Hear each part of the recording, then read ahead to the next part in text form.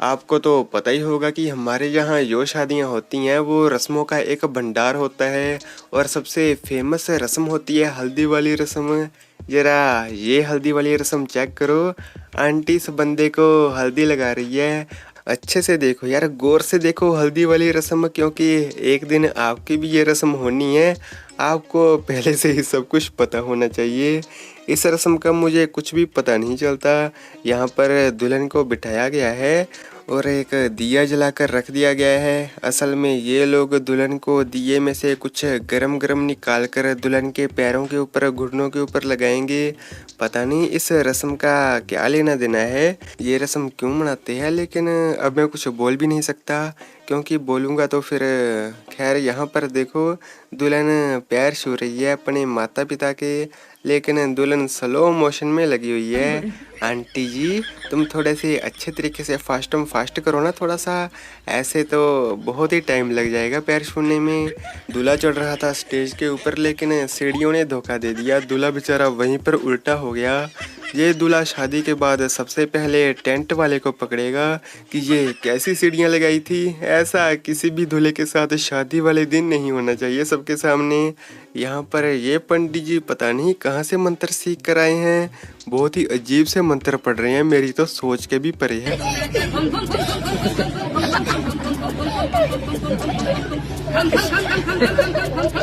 क्या?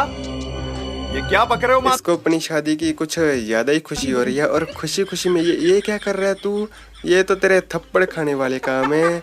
इससे पहले कि लड़की वालों में से कोई अपनी चप्पल निकाल कर तुम्हारी सेवा करनी शुरू कर दे, ये सब बंद कर ले और चुपचाप शादी कर और घर चला जा, नहीं तो कुत्ते की तरह पिटेगा। यहाँ पर जैसी तेरी हरकतें हैं ना, माफ़ नहीं करेंगे ये लोग। इसने हेडफोन लगा रखे हैं कानों को, गाना पता नहीं कौन सा लगाया था, लेकिन हिम्मत कैसे हुई तेरी स्टेज के ऊपर ऐसी कुत्ती हरकत करने की? तेरी हिम्मत कैसे हो गई? पता नहीं इतने लुक्खे लोगों में इतना कॉन्फिडेंस आ कैसे जाता है। इनकी अभी अभी शादी हुई है और भाभी जी स्टिंग पी रही है, और भाई साहब स्टिंग पिला रहे हैं। भाभी बोलती है अकेली नहीं पीऊंगी, पिचकारियाँ मार रही है उसके मुंह में। किसी ने बहुत ही सही कहा है कि प्यार में इंसान जांडू बन जाता है, प्यार में इंसान। आंटी जी शादी के गीत गा रही है, लेकिन गालियां दे रही है पंडित जी को। एक पैसा को टीरी री री पंडित जी को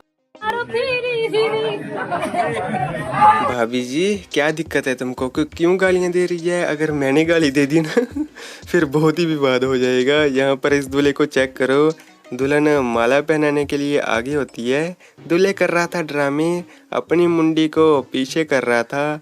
दुल्हन ने बहुत ही मुश्किलों का सामना करते हुए दूल्हे की पगड़ी तक उतर गई, और उसके बाद रिश्तेदारों ने पगड़ी पहनाई और माला भी पहना दी दुल्हन ने।